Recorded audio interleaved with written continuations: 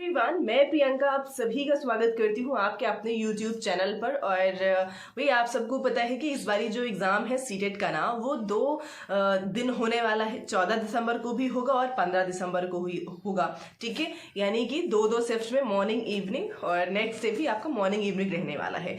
सो जो भी candidate fresher हैं और जिनका एग्ज़ाम 14 दिसंबर को ही पड़ गया है ना, तो उन सभी के लिए सेशन काफ़ी इंफॉर्मेटिव और हेल्पफुल रहेगा। सो सेशन में लास्ट तक बने रहें। ज़्यादा लंबी वीडियो नहीं रहने वाली है, सिर्फ 5 से 10 मिनट आपके लगेंगे और सुन के जाइए प्रॉपर तरीके से। ठीक है, सो भाई अभी तक तो मैंने आपको चीज़ें पढ़ाई हैं, CDP वगैरह हर एक चीज़ मैंने आपको कंटेंट प्रोवाइड किया है एकदम फ्री में। इस चैनल पे आपको चीज़ें मिली हैं, किसी भी तरीके का कुछ पेमेंट नहीं करना पड़ा है ना, फिलहाल अभी भी नहीं करना है। ठीक है, फिलहाल कुछ चीज़ें जो आपको लास्ट टाइम में ऐसा होता है ना कि आप प्रिपरेशन तो शुरुआत से अच्छी कर रहे होते हो ना, लेकिन एग्ज़ाम हॉल में जा करके फ्रेशर होते हैं तो थोड़ा सा एक प्रेशर होता है एग्ज़ाम का और वहाँ जा कर के आप चीज़ें गड़बड़ कर जाते हो ना।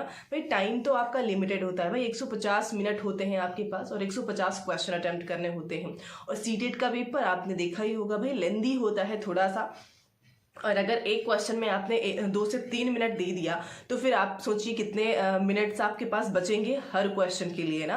और मैथ्स का सेक्शन भी होता है, पैराग्राफ्स भी होते हैं। सो ओवरऑल हर एक चीज़ को ध्यान में रख के चीज़ें आपके लिए हेल्पफुल रहने वाली हैं। वीडियो में लास्ट तक बने रहें। ठीक है, जो चीज़ें मैं आपको बताऊंगी अभी सिर्फ और सिर्फ आपके पास आज का दिन है और कल आपका एग्जाम है। तो पहली चीज़ तो ये सबसे बड़ा क्वेश्चन कि आपको एग्जाम हॉल में क्या क्या लेकर के जाना है। ठीक है, क्योंकि आपको पता नहीं होता है, फिर आप दुनिया भर की चीज़ें ले लेते हो और फिर वहाँ पे जाकर के आपके पास लाइक इधर उधर रखना पड़ जाता है ना। तो क्या क्या आपको लेकर के जाना है, क्या नहीं लेकर के जाना है। ठीक है, OMR फिल करते वक्त आपको किन चीज़ों को ध्यान में रखना है। साथ में भाई पेपर मॉर्निंग में किसका है, यानी कि पेपर 1 पेपर 2 दोनों ही है। ठीक है, 14 को भी और 15 को भी। सो भाई पेपर 1 इवनिंग में रहेगा या आपका मॉर्निंग में रहेगा, ये चीज़ें आपको पता होनी चाहिए, क्लियर होना चाहिए। नहीं तो आप पहले ही पहुंच गए और फिर वहाँ पे आप बैठ के परेशान हो रहे हो ना। सो इस तरह से। और पेपर अटेम्प्ट कैसे करना है सबसे बड़ी चीज़ हो जाती है। और कुछ ऐसे कॉमन टॉपिक्स हैं जो आपको पते होने चाहिए और लास्ट टाइम पे रिवीजन करके जाइए। ये ऐसे टॉपिक्स रहेंगे जो आपको हर सेक्शन में मिलेंगे। ठीक है, सो इस तरह से डिस्कस करेंगे चीज़ों को 1 to 1।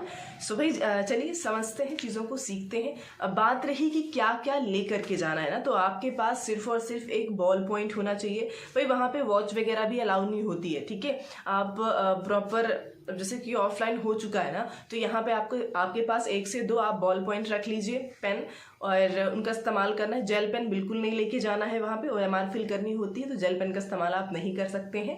ठीक है, डॉट या कोई बॉल पेन ले सकते हैं बढ़िया अच्छे से, और 1 से 2 कैरी करिए। कुछ लोग पूरा का पूरा पैकेट ही लेकर के चल देते हैं ना, खैर ठीक है, वहाँ पर कुछ लोग ऐसे भी मिल जाते हैं जो पेन लेके नहीं आते, तो आप उनके साथ भलाई कर सकते हो।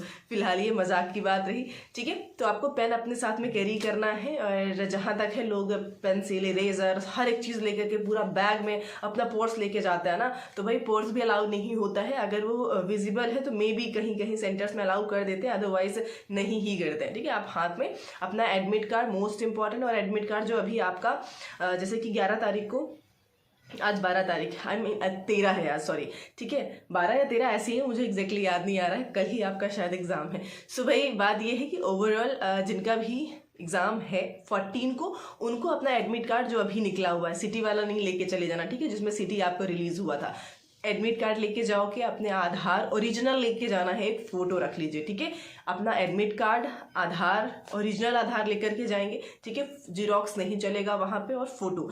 इतनी चीज़ें आपको अपने साथ कैरी करनी है, इसके अलावा और कुछ भी नहीं लेके जाना है। इवन वॉच वगैरह भी अलाउ नहीं है। ठीक है, वहाँ क्लासरूम में आपको वॉच दिख जाती है प्रॉपर, उसमें आप अपना टाइम मैनेज करिए भाई, टाइम।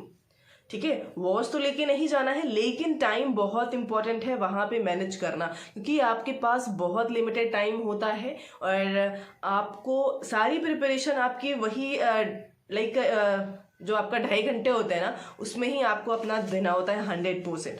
तो अपने दिमाग को शांत रखेंगे, पॉजिटिव रहना है पहली चीज़ तो। ठीक है, और आंसर जिस तरीके से पूछा जाएगा आपको अपने आंसर को उसी तरीके से देना है, पॉजिटिव तो पॉजिटिव, नेगेटिव तो नेगेटिव, बट अपने पर्सपेक्टिव को आप पॉजिटिव ही रखेंगे और अपने आप को भी। और एग्जाम हॉल में एंटर करेंगे, जब भी पेपर करिए तो शांत दिमाग से। और भाई सीक्वेंस आपका गलत नहीं होना चाहिए। सीक्वेंस मीन्स टू से कि आप पहले मैथमेटिक्स लेके मत बैठ जाना। ठीक है, कोई भी पहले आप सीडीपी करिए शांत दिमाग से, सबसे बेस आपका वही होता है और आराम से आप निपटा सकते हो, ठीक है। 30 नंबर का होता है, 25 से 26 नंबर कन्फर्म्ड है अगर आपने शांत दिमाग से कर लिया, ठीक है। और पहले सीडीपी करिए, फिर लैंग्वेज अटेम्प्ट करिए। लैंग्वेज के 60 नंबर फ्री के होते हैं, बट होता क्या ना, आप सबसे लास्ट में अटेम्प्ट करते हो जब आपके पास टाइम बहुत लिमिटेड होता है और फिर आपका तुक्का चलता है। और पैराग्राफ में भाई तुक्का क्यों लगा के आओगे? तुक्का अपने दिमाग से थोड़ी, लाइक तुक्का लगाने का मतलब है आप अपना दिमाग इस्तेमाल करो टैग वर्ड्स के हेल्प से, बट पैराग्राफ में कौन सा टैग वर्ड, ठीक है, वो तो आपको पैराग्राफ में ही आंसर मिलेगा, वहां पे अपना दिमाग नहीं लगाना है। तो उन 60 नंबर को आप सेकंड और थर्ड नंबर पे अटेम्प्ट करिए, वो आराम से आपको नंबर मिल जाएंगे, ठीक है। पेडागोजी मैंने एक क्लास में कंप्लीट करी हुई है, आई होप कि पढ़ ही लिया होगा आपने उसको, ठीक है। फिर आपको चौथे नंबर पे अपना ईवीएस अटेम्प्ट करना है, ठीक है। ईवीएस के बाद आप मैथ्स करोगे और उसके बाद आपके पास 15 से 20 मिनट आपको बचा के चलना है अपने ओएमआर के लिए। मान लीजिए आप ये भी कर सकते हो ना, ऑप्शनल ये भी है आपके पास कि एक सेक्शन कंप्लीट करिए, ओएमआर फिल कर लीजिए, फिर अगला सेक्शन करिए, ओएमआर फिल कर लीजिए। ऐसा नहीं करेंगे कि आप एकदम लास्ट के लिए रखिए और लास्ट में आपके पास टाइम ही ना बचे ना, और फिर हर बड़ाहट में आपने जो टिक किया होता है ना, फिर जल्दी जल्दी में वो भी गड़बड़ हो जाता है, ओएमआर अच्छे से फिल नहीं हो पाती है और फिर 150 क्वेश्चन होते हैं, समझ रहे हैं। और हाँ, ओएमआर की प्रैक्टिस करके जाएंगे। फ्रेशर हैं अगर आप तो एक बारी फिल करके जाइए कहाँ पे क्या फिल करना है, क्योंकि वहां पे आप लोग क्या करते हो ना कि टीचर से पूछते नहीं हो, जो भी आपके इन्विजिलेटर होते हैं अपने मन से कुछ भी फिल कर देते हो और वो गलत हो जाता है और फिर डायरेक्ट वो रिजेक्ट कर दिया जाएगा, ठीक है। तो इस चीज से बचेंगे, फिल करके जाइए। आपके पास ओएमआर नहीं है तो मैं टेलीग्राम पे शेयर कर दूंगी, जो ओरिजिनल आपका ओएमआर मिलता है आपको वहां पे मिलेगा, उसी फॉर्मेट पे रहेगा, उसको प्रैक्टिस एक बार कर लीजिए और गोला भर के देख लीजिए ना कि आपको कितना टाइम लग रहा है गोला फिल करने में, ठीक है। और देखिए ज़्यादा से ज़्यादा अगर हम देखें तो 10 मिनट लगना चाहिए, अगर आप बहुत ही स्लो हो तो 15 मिनट लगा लो, बट उससे ज़्यादा नहीं लगना चाहिए। लेकिन आपकी नज़रें घड़ी पे होनी चाहिए और आपका पेपर करिए साथ में, आपको ओएमआर भी फिल करते जाइए, वो सबसे बेहतर होता है मुझे लगता है ना। वो टेंशन नहीं रहती कि भाई अभी मुझे ओएमआर, क्योंकि आंसर तो वही है ना आपका, आपने बुकलेट में कितना ही भर लिया हो, जब तक ओएमआर पे आप प्रॉपर नहीं कर पाओगे चीज़ें फिर गड़बड़ ही होनी है, ठीक है। तो इस तरह से पेपर अटेम्प्ट करोगे। अगर मैथ पहले लेके बैठ गए, दूसरे तीसरे चौथे नंबर पे, 5वें नंबर पे करो, ठीक है, ये चीज़ दिमाग में लेकर के चलो। और अगर आप पेपर 2 दे रहे हो तो वहाँ पे आपका एसएसटी हो जाता है और साइंस मैथ्स वाले हो जाते हैं, तो उनका भी सीक्वेंस यही होना चाहिए। सीडीपी करिए, लैंग्वेज 1 लैंग्वेज 2 अटेम्प्ट करिए।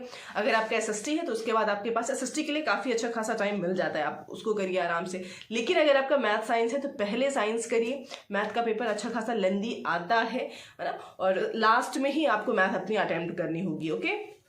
तो इस तरह से अगर आप चीज़ें अपनाते हो तो बेहतर कर पाओगे, ये सजेशन रहेगा मेरा। और भाई टाइम की बात करते हैं तो अभी क्या है ना कि सीटेट ने अभी लास्ट टाइम से, लास्ट 2 बारी से उन्होंने क्या कर दिया है कि पेपर 2 मॉर्निंग में करा रहे हैं और जो पेपर 1 है आपका वो इवनिंग में होता है। तो 14 को भी और 15 को भी यही सीक्वेंस रहेगा। तो जिसका जब पेपर है आप अपने हिसाब से अपने सेंटर पे पहुंचिए, ठीक है। और जैसे कि मैंने बताया कि कुछ कॉमन टॉपिक्स हैं, अब वो कौन कौन से कॉमन टॉपिक्स हैं आई होप कि आपने पढ़ लिया होगा, नहीं पढ़ा है तो एक नज़र ज़रूर डाल लीजिएगा इन सभी पे, ठीक है। एनसीएफ 2005, यूनिपी 2020, एनसीएफ एफएस 2022 जो कि फाउंडेशनल स्टेज के लिए बनाया गया था 22 में, सीसीई, ठीक है, सतत व्यापक मूल्यांकन हो जाता है, इवेल्युएशन।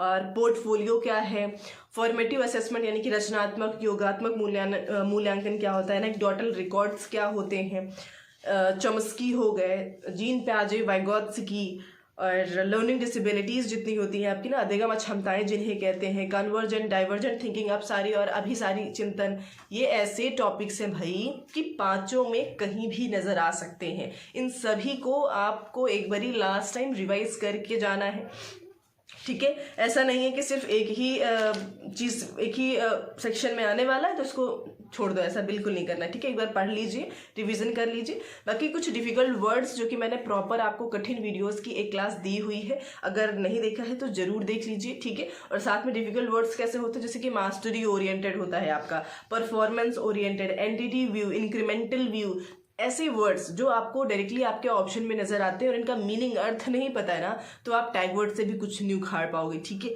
तो इनकी मीनिंग, इन डिफिकल्ट वर्ड्स की मीनिंग आपको आनी चाहिए। पॉजिटिव नेगेटिव टैग वर्ड्स जो कि आपको आपकी जो क्या बोलते हैं भाई, पेडागोजी का सेक्शन होता है ना, वहाँ पे 70 से 75 क्वेश्चन आपकी पेडागोजी के होते हैं पूरे में, ठीक है। पांचों सेक्शन में मिला के 15-15 क्वेश्चन हर सेक्शन में मिलते हैं ना, तो ओवरऑल आप काउंट करोगे तो 75 नंबर हो जाते हैं। और उनके लिए ये पॉजिटिव निगेटिव टैग वर्ड्स बहुत ज़रूरी है। छोटा या बड़ा देख करके आपको आंसर नहीं सिर्फ टिक करना है, ठीक है, टैग वर्ड्स को देख करके करना है, क्योंकि क्वेश्चन आपसे नेगेटिव आंसर भी पूछता है, ठीक है। सो भाई पॉजिटिव वाला तो लंबा ही रहेगा, अब आपने देखा और लंबा वाला टिक कर दिया, तो ये नहीं करना है। आपको प्रॉपर रीजनिंग लगानी है कि क्वेश्चन ने निगेटिव आंसर तो नहीं किया, क्योंकि आज के टाइम में ना आपसे वो निगेटिव ज़्यादा पूछ रहा है, नहीं लगा रहेगा क्वेश्चन में केवल या इस तरह से बजाय सिवाय इस तरह से क्वेश्चन नज़र आ गए ना, तो फिर वहाँ पे आपको छोटा बड़ा नहीं, आपको टैग वर्ड्स आपका ही आंसर वहाँ पे सही करवाएगी, ठीक है। तो आपने नहीं देखा हो तो ज़रूर एक बार ही देख लीजिएगा, 10 से 5 मिनट लगेगा, 2x पे लगा के सुन लीजिए एक बारी बस, ठीक है। चीज़ें आपके लिए हेल्पफुल रहेंगी। सो अगर वीडियो हेल्पफुल है, थोड़ा सा भी कुछ सीख पाए हैं, तो भाई चैनल को सब्सक्राइब करके और बेल आइकन को ऑन कर दीजिएगा। आपको रिव्यू भी मिलेगा किस तरह से, जिनका भी 15 तारीख को एग्ज़ाम रहेगा ना, उनको 14 दिसंबर का रिव्यू ज़रूर मैं प्रोवाइड करने की कोशिश करूँगी।